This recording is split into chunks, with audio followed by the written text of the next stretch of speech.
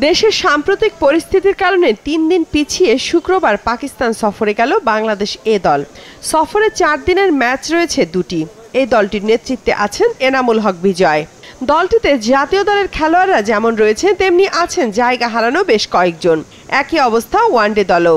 বাংলাদেশ এ দলের ওয়ানডে স্কোয়াডের নেতৃত্বে আছেন তৌহিদ হৃদয়। আমি শিওর যে আমাদের পলিটিক্যালি কোনো আসলে ইম্প্যাক্ট পড়ে না সাধারণত ক্রিকেটের মধ্যে, বিকজ ক্রিকেট কিন্তু ক্রিকেটের গতিতে এগিয়ে যায়, স্পেশালি প্রত্যেকটা স্পোর্টস আসলে।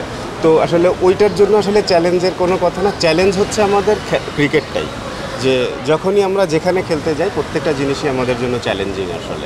বাংলাদেশ জাতীয় দলও আগামী 17 আগস্ট পাকিস্তান সফরে যাবে। সেখানে দুটি টেস্ট ম্যাচ খেলবে টাইগাররা।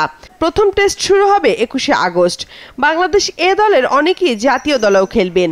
তার আগে ছন্দে ফেরার সুযোগ এই সফর। খুবই বড় অপরচুনিটি বাংলাদেশ টিমের জন্য, এবং সবথেকে বড় ব্যাপার হচ্ছে যেখানে ন্যাশনাল টিম খেলতে যাবে সেখানে আমাদের এ টিম আগে যাচ্ছে। তো যেটা সাধারণত আমরা দেখছি যে ইন্ডিয়া টিম কিন্তু করে থাকে, যে যখনই যে কোনো দেশে ন্যাশনাল টিম যায় ওরা আগে টিমটা পাঠিয়ে দেয়, সো দ্যাট কন্ডিশন বা যার যদি এরকম কেউ থাকে যে প্র্যাকটিস করিয়ে নেওয়ার মতো প্লেয়ার, তো তাদেরকে পাঠায়। তো আমাদের ক্ষেত্রে আসলে কিছুটা ওরকমই, এবং নতুন কন্ডিশন অনেক ছেলের জন্য পাকিস্তানের কন্ডিশনটা নতুন হবে। তো যারা আপকামিং তাদের জন্য আসলে প্রত্যেকটা কন্ডিশন টেস্ট দেওয়াটাই আসলে মেইন নিয়ে আমাদের আসলে। পেস বোলারদের জন্য পাকিস্তান দারুণ এক জায়গা। জুলাই মাস থেকে Bangladesh high performance unit pace bowling coach হিসাবে কাজ করছেন বাংলাদেশের সাবেক পেসার তারেক আজিজ।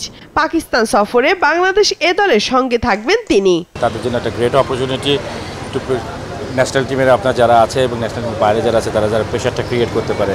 লাল বলে অনেকে সুযোগ পাবে, সাদা বলেও সুযোগ পাবে। পাকিস্তানের উইকেট যে সবসময় পেস বোলারদের না, ব্যাটারদের জন্য অনেক কিন্তু পরামন্ত, এবং সেই জায়গাটাতে ভালো কোয়ালিটি বলারের এগেনস্টে ব্যাট করার যে সুযোগটা হয়তো আমাদের কম্পিটিটিভ ক্রিকেটটা নষ্ট হয়ে যাওয়ার কারণে সেই সুযোগটা হয়তো কম পায়। আমরা অনেকখানি ইন্টারন্যাশনাল ক্রিকেট থেকে পিছিয়ে পড়েছি। আমরা যদি সেই জায়গাগুলোতে কমপ্লিট করতে চাই আমাদের অনেক কিছু ঢেলে সাজাতে হবে। ধরেন এই টিমের ট্যুরটাকে আরও অনেক বেশি রেগুলারই করতে হবে যাতে প্লেয়ারগুলো সুযোগ পায়, এবং সুযোগগুলো যেন একই প্লেয়ার ঘুরে ফিরে না পায়, এবং সেই জায়গাগুলোতে যেন সব প্লেয়ারের সমান সুযোগটা থাকে। পরিবর্তিত সূচি অনুযায়ী 13 থেকে 16 আগস্ট প্রথম এবং 20 থেকে 23 আগস্ট দ্বিতীয় 4 দিনের ম্যাচ অনুষ্ঠিত হবে। এরপর 26, 28 ও 30 আগস্ট হবে 3 ম্যাচের ওয়ানডে সিরিজ। সব ম্যাচই হবে ইসলামাবাদে। আফসানা কান্তা, মাছরাঙা সংবাদ, ঢাকা।